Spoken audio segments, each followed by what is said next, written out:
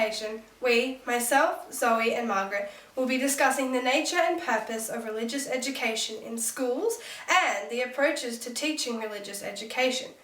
This will also be demonstrated through an original graphic. To conclude this presentation, a key context feature from the Shape of Religious Education document from Brisbane Catholic Education will be evaluated and analysed in regards to its application in Prep to Year 2. The Shape of Religious Education within Brisbane Catholic Education, or BCE, has two dimensions. They are the classroom learning and the teaching of religion, and the religious life of the school.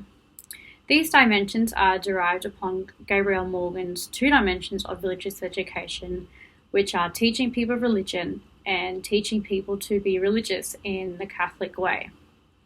In schools of the Archdiocese of Brisbane, teaching students religion and teaching them to be religious draws upon Catholic Christian tradition in ways that are mindful of local context and the ecumenical and multi-faith realities of contemporary culture. The richness of religious education is grasped through the intersection of both dimensions.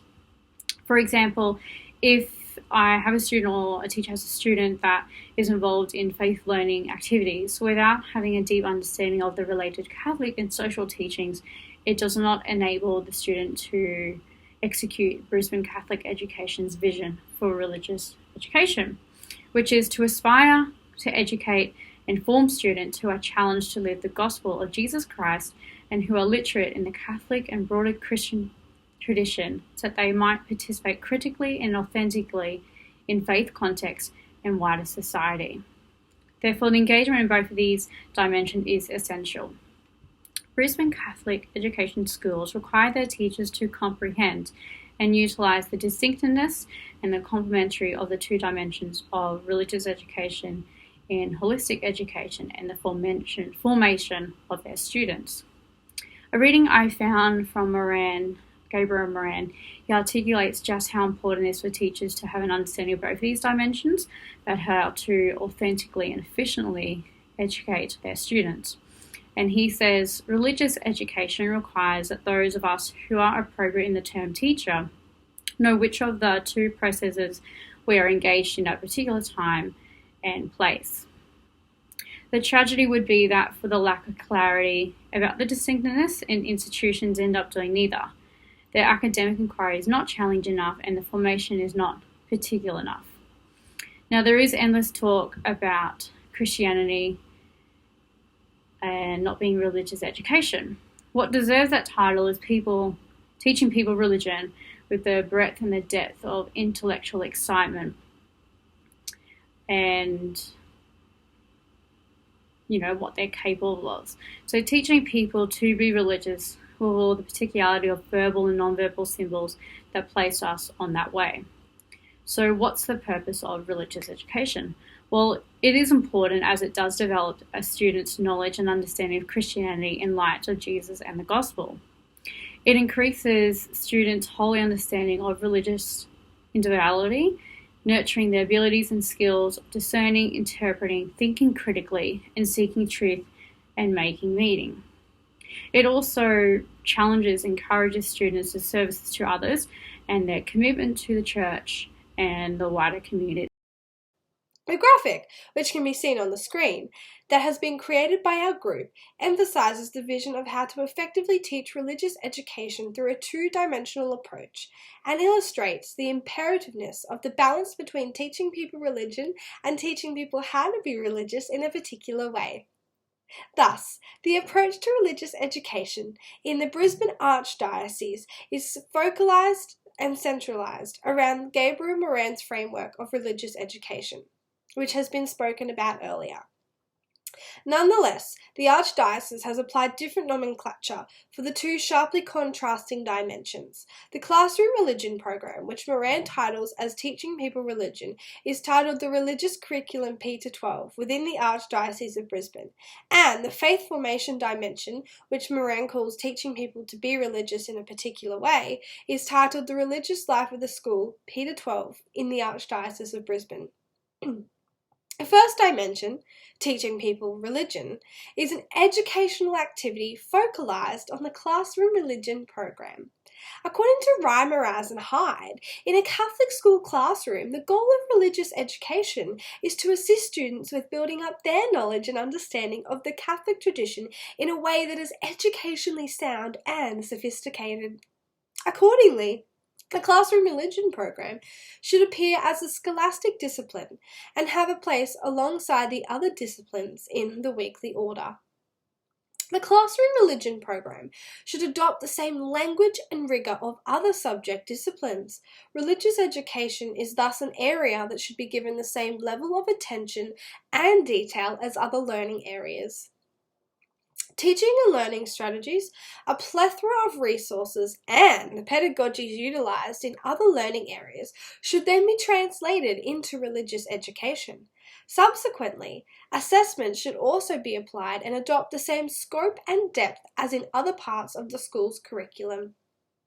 Furthering this, every religious education teacher, in fact, every teacher, needs to build a repertoire of teaching and learning activities that they can utilise within their classroom.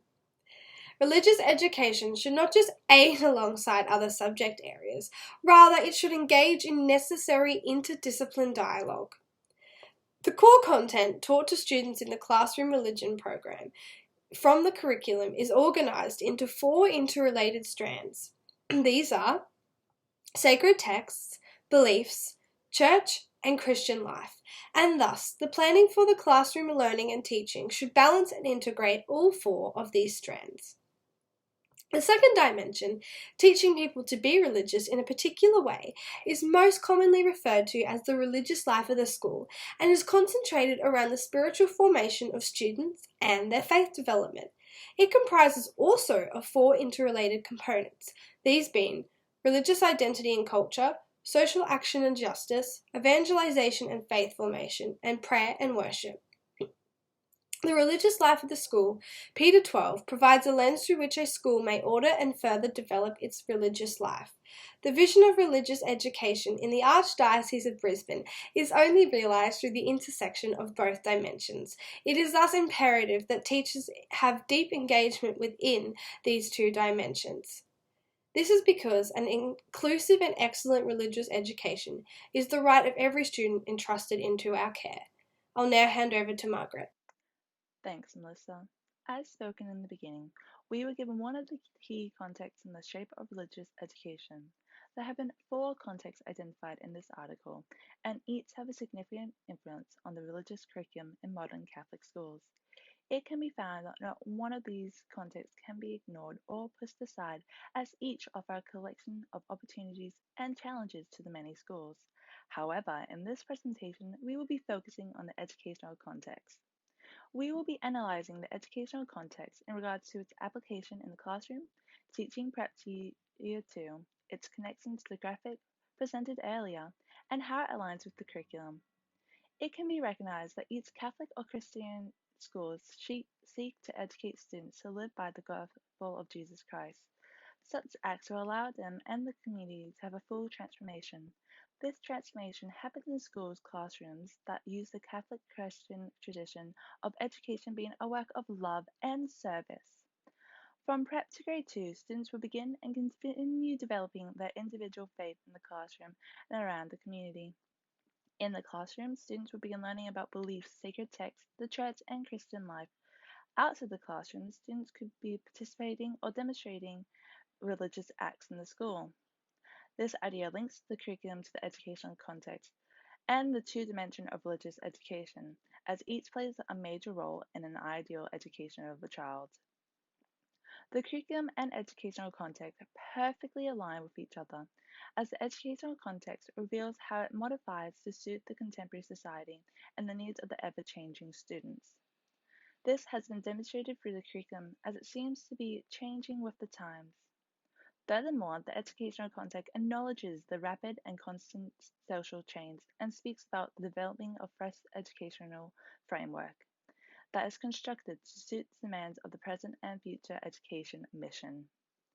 The Catholic framework demonstrates the synchronization of the curriculum and their traditions. However, Catholic tradition is open and pleased that there are a range of other religions that others can take part of. In conclusion, this presentation, we discuss and analyze the nature and purpose of religion education and how it's been shaped to develop students' knowledge. We dissected and created a graphic that shows the different dimensions of Catholic education and concluded by finding how the educational context perfectly aligns with the curriculum and how it applies to prep to grade 2.